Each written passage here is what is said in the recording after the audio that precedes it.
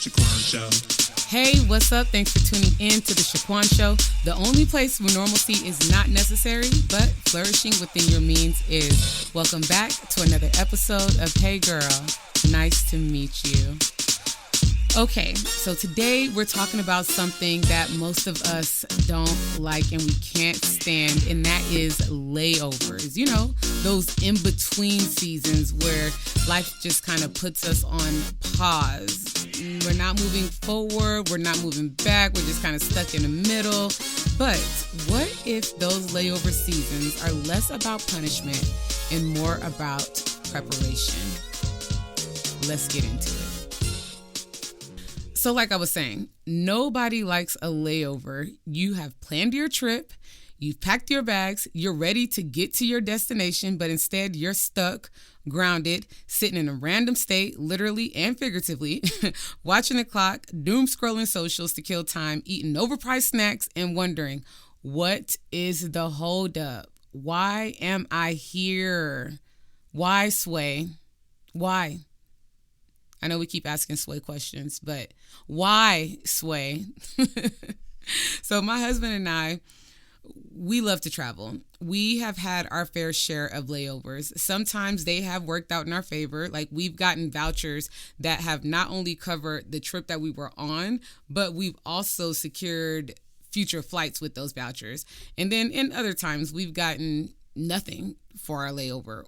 And that wasn't the most fun. Right? So on this most recent trip that we just took for our annual cruise, we had a layover in Dallas, from Dallas to Miami, and our plane ended up having engine trouble, not once, not twice, but 3 times, y'all. Like they literally changed the plane out 3 times. Now, don't get me wrong.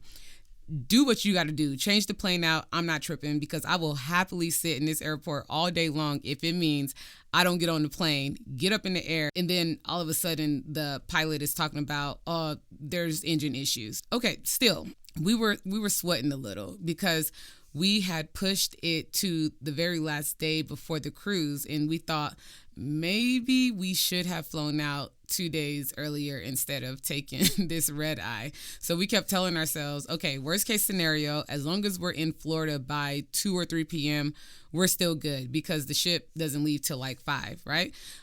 Praise God, we did make it in time, and we were even compensated with another voucher.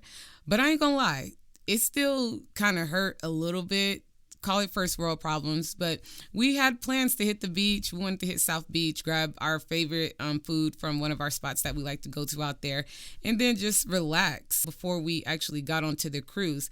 And that layover basically interrupted all of that. But that's exactly how life feels sometimes. You know where you want to go, you feel ready to get there, but God has you sitting at the boarding gate in the layover area of your life, right?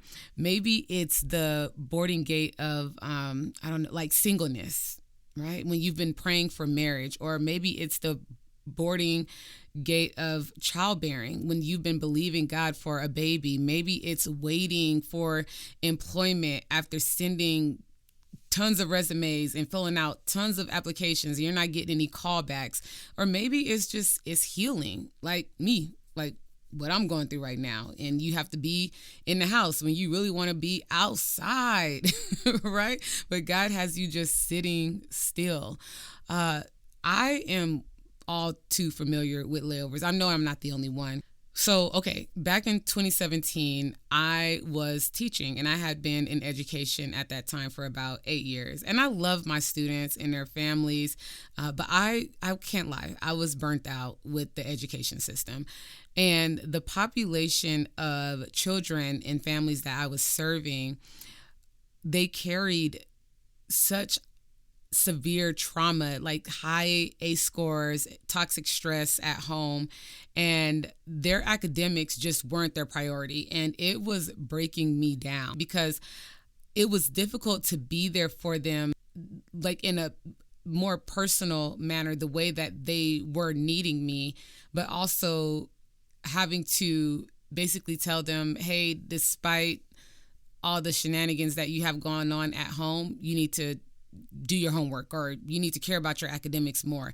And to be fair, academics just weren't on the top of their list with all the other things that they had going on in their life, right? I didn't want to just teach them. I wanted to be a support in their lives. And when I left teaching, I decided to call it a sabbatical. But honestly, I mean, I say it like it was just that easy. Oh, I'm going on sabbatical. I'm going to take a break. I went out kicking and screaming. I wasn't listening to God. I had my own timeline, my own script, and I just felt like God wasn't sticking to it, right? Never mind the fact that I had prayed to be in a situation where I could support children and their families at home so that they could receive academics better at school, you know? So anyways, like I said, I had my own timeline. Fast forward to last year, or fast forward to this year. This just like literally right now, I'm still in this season. So I had been on my job for almost 10 years when God actually pushed me into this real sabbatical that I'm in. I didn't choose this one for real. Like, I did not choose this one. And I'll never forget the day that it hit me, January 25th, 2025. I'm driving in my car on my way to prayer for church on a Saturday.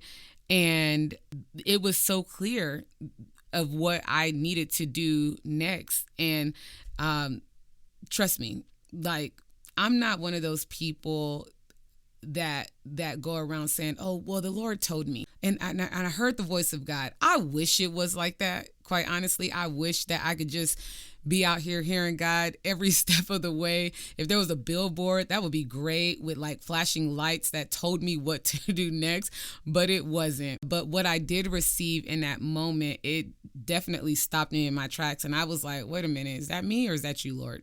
Because I'm not that good, and I'm not that eloquent.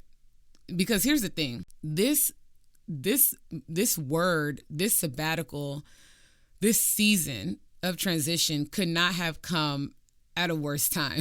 So we had just bought our new home in December, and here I am in January receiving this word that something is about to happen. Nobody in their right mind, like I said, in their right mind, takes out a mortgage knowing that they won't have a job in 2 weeks. And that's exactly what was happening in the Palmer household. But this time, though, I didn't resist. I leaned in. I got quiet. I didn't want to find myself in a situation where I'm realizing what God was trying to do in hindsight. So I became intentional. I told basically no one what I was going through, and it was a lot. Like from January to about June, it was rough. Your girl was out here struggling. You know what I mean? I was legit like going through it, but I didn't say anything. It's just me and the Lord. Of course, my husband, he gets a front row seat at everything that I'm going through. I told a couple of friends that I knew I could trust, and I knew that they would pray. And then for myself, I started, I started fasting. I started consecrating myself to the Lord, even doing a deep dopamine detox, just so that I could hear clearly. Like every morning I was getting up at like 4 or 5 in the morning just to sit with God, just go to the throne of grace and just be. And for the first time, I wasn't just asking God to bless my plans, like just do something for me. I was saying, Lord, I want to hear you and move with you in real time. So I prayed, but more importantly, I took time to listen. I wanted to be just sober-minded and vigilant. I wanted to be so in tune and aligned that I was able to operate with God in real time, right? So I literally had to just sit still. And at first, that pause was so difficult. It was difficult because we're down to one income, and I was the breadwinner and also carrying our insurance. But God confirmed this divine rest, if you will, over and over and over. Like this sabbatical was being confirmed, like even publicly in front of like hundreds of women and my husband at this women's conference that happened back in March. And so that what I begin to realize is that this layover wasn't punishment, but it was preparation for my launch into this current season that I'm in, doing exactly what I'm doing right now, literally. And then to include that, things like training women at the gym, mentoring, going around speaking, building up women's confidence, strategy planning for businesses. I'm podcasting. I'm kicking it with my favorite guy. My husband and I, we are pouring into marriages. I'm babysitting. I'm enjoying church. And everything that I'm doing in this season, it has had purpose. It has had purpose. I can definitely say that for sure. Now, don't get me wrong. Don't get me wrong, because I know that the way that I'm saying it, it probably sounds like, I'm enjoys and kisses. But for real, I'm still sitting here like, yo, what's next? Like, I'm still trying to figure out the master plan, and I'm trying to figure out what to do with my hands. Like I said, a billboard would be great. A billboard with flashing signs that says, Shaquan, my child, do this next, right? But even without that, I would like to say that I'm concerned and I'm so worried. But truth is, I'm not. And I haven't been. And God has been providing, Granted, this stillness has felt like, it has felt like a wilderness. But also, I know that I've been changed in it as well, right? It kind of reminds me of, it reminds me of the story of Jacob in the wilderness. So there was always a plan for Jacob's life. There was always a plan and purpose for his life. But before he could actually step into it, he had to go through a season of isolation, and he had to wrestle all night, not with people, but with God and with himself. And in the morning, he comes out changed. He's not the same person who went in. And that's how I've been feeling. I've been feeling like, no. I actually have been feeling like God has been watching me wrestle with myself. And that's what layovers can feel like. It feels like you're wrestling with your fears and your doubts and your insecurities, maybe with God too, right? But a lot of it, for the most part, if we can be real, it's with us, it's with ourselves. It is uncomfortable. It is lonely. And sometimes it does hurt. It be like that sometimes. And yes, it does suck sometimes. But just like Jacob, you don't come out of the wilderness the same. Like, I don't feel like the season that I went through, and well, I'm still in it. I could say that I'm still in it. But I know that I'm different. And I know that this wilderness space, this stillness, this layover, as we're calling it, it has changed me. And I'm not the same. I am not the same woman that I was going in that I am right now.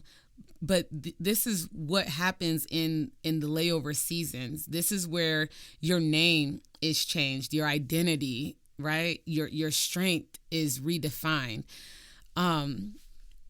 Let me share another layover that I've lived through. Okay, I'm going to get a little more vulnerable right now.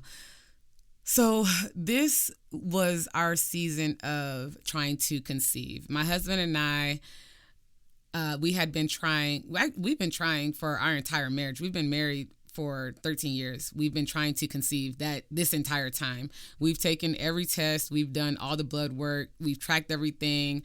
And the doctors have said, there's nothing wrong. Literally, there's nothing wrong with both of you. I did have one doctor tell me that I was obese and I should just skip everything and go straight to IVF. Like, we just got a couple thousands of dollars just laying around. We did not. And then also, I wasn't obese, bro. But I say all that to say, I could not understand what the holdup was, like what the reason was. Like, I had a baby at 16, single mom, government assistance, catching public transportation, Valley Metro out here in hot heat Arizona, right? Fast forward 5 years, I'm married to my literal soulmate. We're serving God, we're praying, we're trying to live right, we're trying to be ambassadors for the kingdom, and nothing, no baby. Nothing. Just, and we've been praying. Nothing. Like, literally everyone around me was getting pregnant back to back, popping babies out like hotcakes. And I'm like, hold up. I thought it was first comes love, then comes marriage, then comes baby in a baby carriage. So why did I receive the baby when I was doing everything wrong? But now that I'm doing it right, it's silent. And what made it even harder was I was praying, literally begging, and I was watching God answer other prayers that I prayed after praying the baby prayer, right? I felt like God was like, I felt like God kept skipping over that one request. And I couldn't understand why. I even started having dreams of other people being pregnant, and those dreams were like coming to fruition every single time. At first, it felt kind of prophetic. Then it just became torturous. It became annoying because it's like, hey, I had a dream about you. You're pregnant, or you're about to be. And sure enough, it was. So one year at Thanksgiving, I was a week late, and I was super excited to test. I had planned on testing the day after Thanksgiving. So I just wanted to get through, Thanksgiving dinner and stuff, just get through the day, cooking and all that, hanging out with family. And I had even told my little brother, Richard, that we were late, and I was, gonna take a test soon.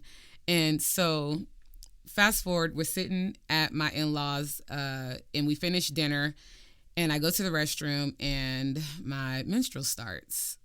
Okay, so we know what that means. Menstrual has started. There is no baby. And so I was devastated. And then, to add salt to the wound, I come out the restroom, and my brother and sister-in-law, they stand up and they make an announcement, and they say, hey, we're expecting. Bro, what is happening right now? Literally, after being married for 1 month. How? What? Like, what? What is, like, that was such a crazy moment that happened. It felt like a movie. Like, it felt like an out of body experience. There was another time when I was late again, and again, excited to take a test, and what we believe we had was a spontaneous miscarriage. That's what we now know. But nonetheless, that season of praying and wanting a baby so bad, it broke me in ways that I could not explain. And one day I received a revelation out of nowhere, and it was so simple, but it was so freeing. And what came to me was, if God blesses us with another child, great. And if God doesn't, great.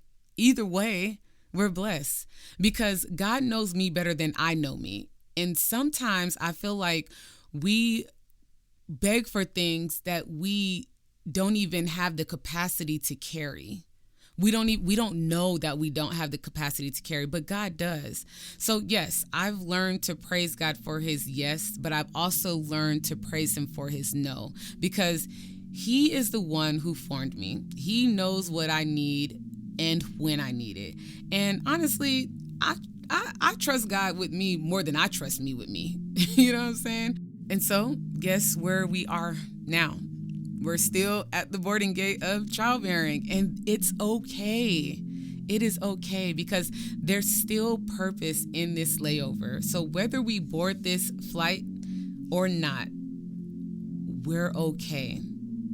And also, for real, at the end of the day, to me, there's nothing greater than the love of Jesus. And I have that. There's nothing greater than the joy, and I have that, So I think that I can say without a shadow of a doubt that Wayne and I don't feel stuck at this gate. We've taken a ton of other flights. We've seen God move, and honestly, we've gotten double for our trouble in a lot of things. And we're good. We're good. I say all that to say, yes, layovers are inconvenient, but inconvenient doesn't mean time wasted. So sometimes God reroutes us for our protection. It's like changing planes before the engine trouble. Other times he slows us down so that we don't run into turbulence too soon. Again, think about Jacob, right? He had purpose, he had destiny, but before he could step into it, he had to wrestle through a season, and then he came out changed, literally came out walking different, right? But that's what layovers do. They change us. I know that culture, oh, good old culture, man. Culture likes to tell us that waiting means failure. That if you're not moving, you're falling behind. You're supposed to be out here grinding. You're supposed to be out here getting it. Team no sleep. But let me remind y'all that Isaiah says, "They that wait upon the Lord shall renew their strength. They shall mount up with wings like eagles. They shall run and not be weary. They shall walk and not faint." So waiting is not weakness. Waiting is actually strength. Layovers are where God builds us and heals our wounds and renews our strength for the journey ahead. Okay? Okay. That was a lot. That was a lot. Again, passion point for me. This is a very passionate point for me. So here is your baggage claim for the week. What boarding gates do you feel like you're stuck waiting at? I want you to write down all of the areas of your life that feel like a layover. And then next to it, I want you to write what you wish would happen and why you want it to happen. And then, after you finish that, I want you to write what you think God might be teaching you in this season. Like, what is God trying to show you or tell you in this layover? And then here's a bonus. If you should choose, I want you to pray over it. I want you to ask God to reveal the purpose in your pause, like to reveal the purpose in this layover. And if you're comfortable, I want you to share it with me so that I can share it with others. And I'll be praying for you as well. Okay? Well, listen, if today's episode resonated with you in any kind of way, please share it with a friend. Tell a friend to tell a friend who needs this reminder. And wherever you're listening, if you can drop a quick review, a rating, or a like, I would greatly appreciate it. It helps this message to reach more and more women who are ready to flourish. I mean, it might even reach women who don't even know that they're ready to flourish until they hear the Shaquan Show. Again, I'll have new episodes dropping every Tuesday. Make sure you tune in next week because next week we're going through security. So we've been talking about everything that's in your bag. I want to talk about what's in your heart. Yeah. So make sure that you are subscribed wherever you listen to podcasts so you don't miss the episode. Make sure you're following me on socials at Shaquan Show so that we can keep the conversation going throughout the week. And again, please feel free to DM me your response because I'd love to share it. I'd love to hear from you. You never know. Your words might be the key that unlocks freedom for someone else. And until then, I can't wait for you to keep meeting you. And now that you've entered into the Shaquan Show, you have no choice but to grow. Peace. Shaquan Show.